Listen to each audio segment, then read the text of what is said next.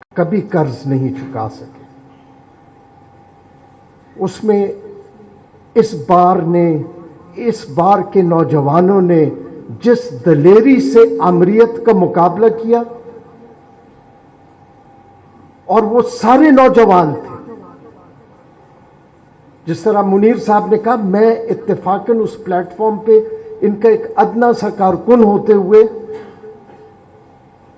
ان نوجوانوں کو نہیں پتا تھا کہ کسی جج سے کبھی تعلق بھی ان کا بنے گا.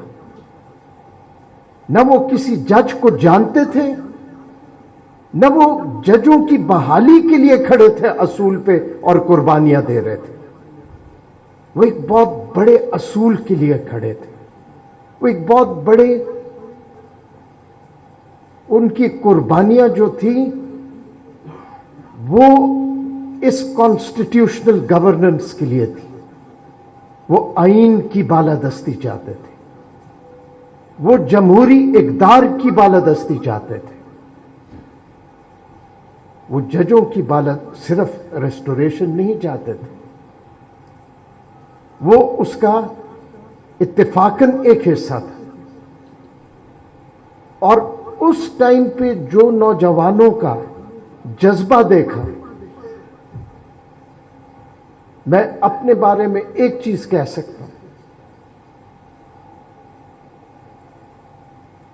میں نے اس دن تہیہ کیا تھا کہ ان 90 لوگوں، شہداء جن میں وکلا بھی شامل تھے، اور وہ نوجوان جنہوں نے قربانیاں دی، سیلف لیس، وہ ان سنگ ہیروز ہیں، ان کے نام کوئی نہیں جانتا، اور کامیابی ان کی کامیابی تھی.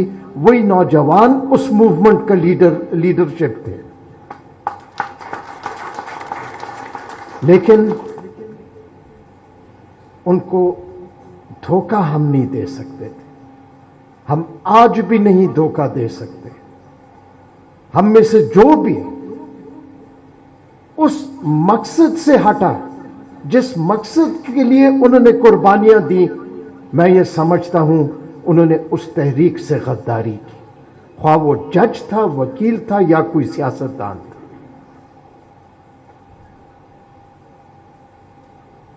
جناب منیر ملک صاحب اور جناب صدر،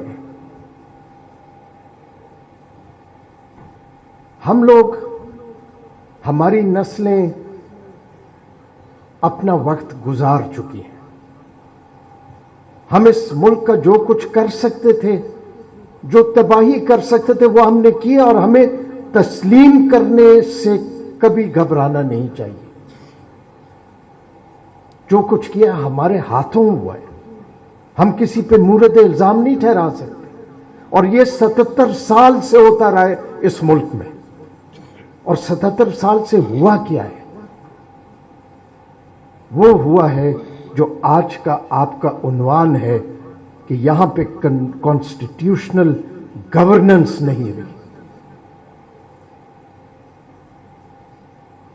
فیصل صدیقی صاحب نے کہا، انہوں نے ایلیٹسٹ بات کی. میں نے کئی ایک فیصلوں میں ہائی کورٹ میں لکھنا پڑا کہ اس ملک میں آئین کی بالادستی نہیں ہے، قانون کی حکمرانی نہیں ہے، یہاں پہ ایلیٹ کیپچر ہے. اور وہ ایلیٹ کیپچر 77 سال سے کیوں ہے؟ کیونکہ یہاں پہ کانسٹیٹیوشنل گورننس نہیں ہے.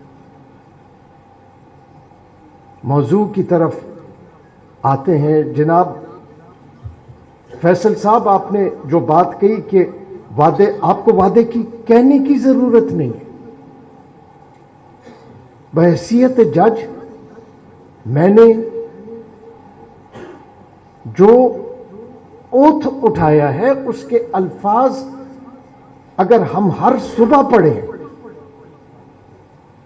تو ہمیں کسی قسم کے کوئی وعدہ آپ کو لینے کی ضرورت ہی نہیں. آپ کو تو روزانہ ہمیں یاد دلانا چاہیے کہ آپ نے صرف لوگوں کے ساتھ نہیں، اللہ کا نام لے کے اللہ کو حاضر ناظر جان کے ایک اوتھ اٹھایا ہے. وہ اوتھ کیا ہے؟ وہ اوتھ یہ ہے کہ بغیر خوف کے، بغیر کسی فیور کے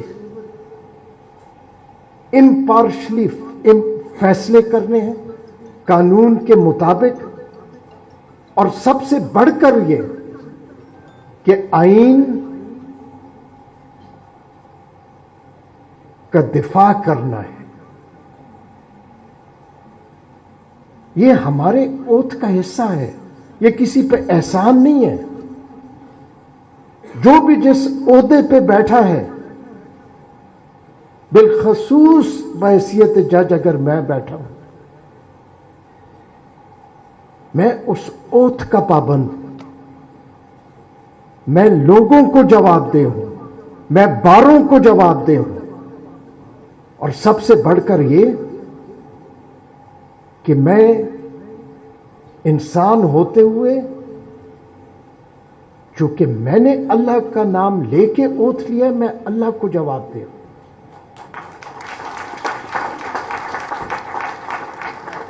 کس طرح ہم اپنے اوتھ سے ہٹ سکتے ہیں؟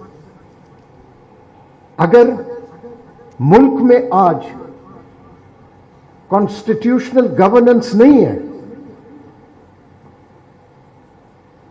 اور مجھے پتا ہے کہ اگر نہیں ہے، اور میں کچھ نہیں کر رہا بطور جج،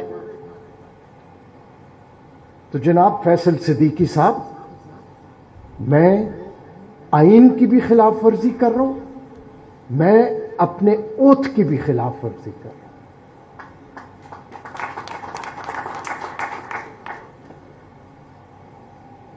چونکہ آپ نے سیمینار میں ایک